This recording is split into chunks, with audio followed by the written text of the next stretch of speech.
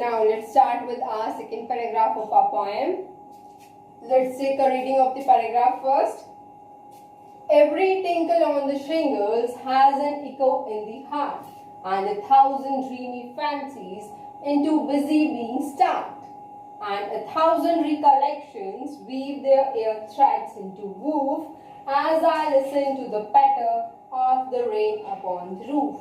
Now, one thing that you have to notice that can be noticed in your previous paragraph as well, that has been skipped. I wanted to tell you over here, that is, you will find that no punctuation mark is there at the end of certain lines.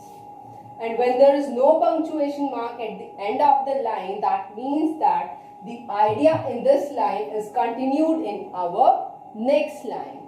And this literary device is called enjambment.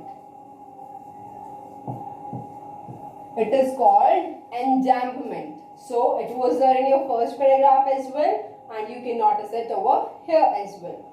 So now let's start with this. First we'll see the literary device, that is rhyming scheme of this paragraph. So here you will notice shingles, fancies, both can be named as A. Next we have heart and start. Heart and start, they can be named as B for this particular paragraph. Then we have recollections. It is not matching with any of this. Shingles, fancies, recollections. It can be named as A as well. Next is woof. Woof will match with roof. So we'll name it C. And roof will also go in C. We have start and petter. Petter is something that is really very different. So we'll name it D. This is our rhyming scheme.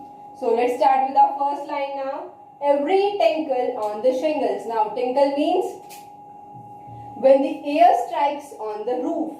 That sound is named as tinkle.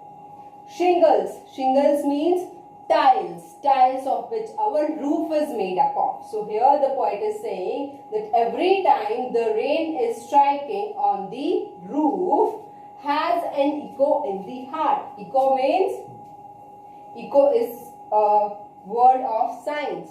It means when you speak something and that sound comes back to your ear, that is called echo. Suppose you are in an empty room, whatever you will speak, whatever you will shout, that sound will come back twice or thrice.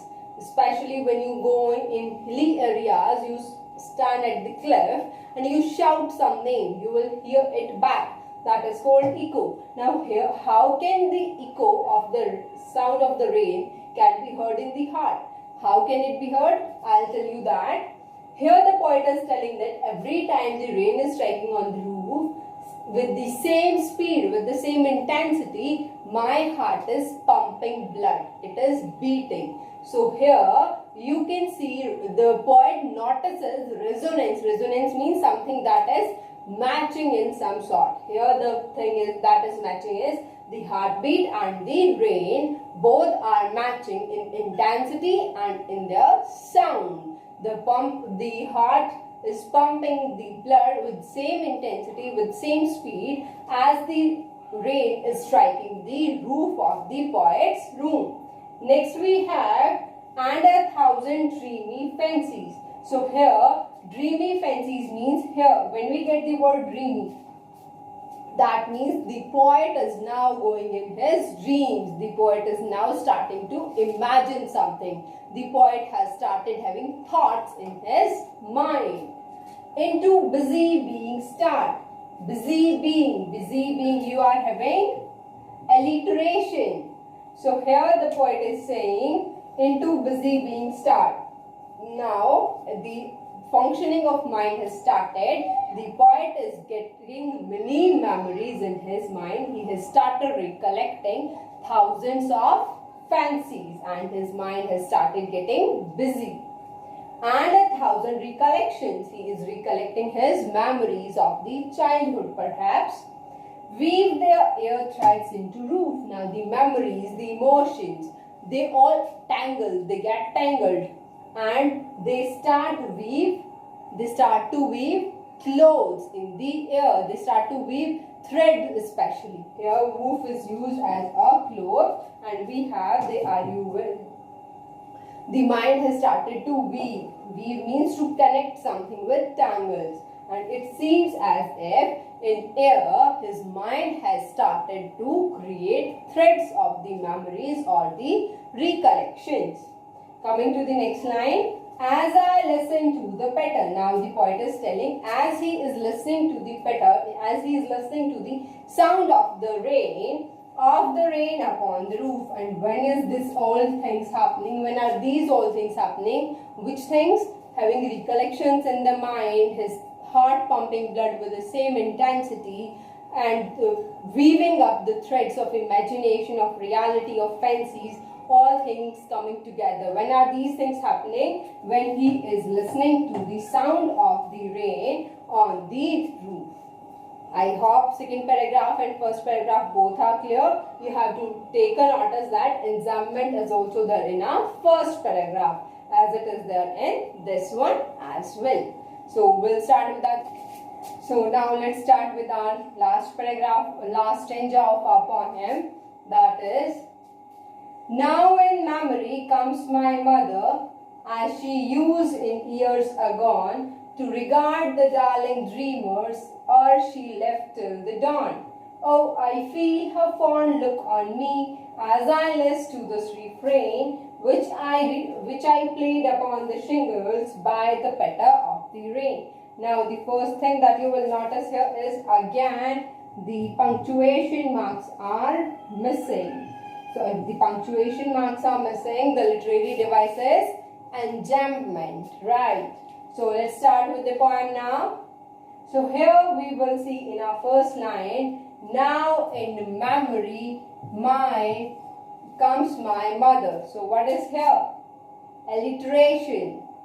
Also you can say it is consonants, means alliteration of the consonant sounds.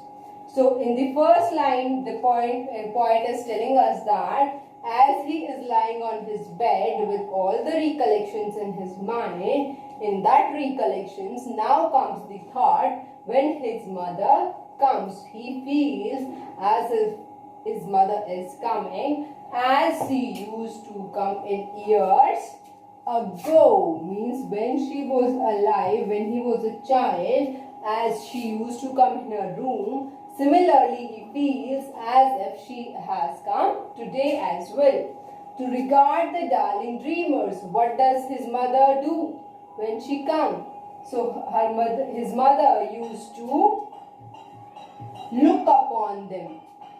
Means she used to look at them with regard. You often find the word regard at the end of several messages. That means with love, with respect, with care. So he's saying that he often feels now he feels that his mother has come, as she used to come years ago, to see if his darling dreamers, means the poet as well as his siblings. Why we say not only the poet? Because this word is in plural form, and if it is in plural form, that means the poet is not alone. And why his mother used to come to his room? Or she left till the dawn. Here or means when. When she left till the dawn means at night, when she used to put us to the bed, she used to stand there and she used to look at us with love, as she used to leave our room and to come back in the morning. So she used to go during the night, and she used to leave the siblings together alone at night.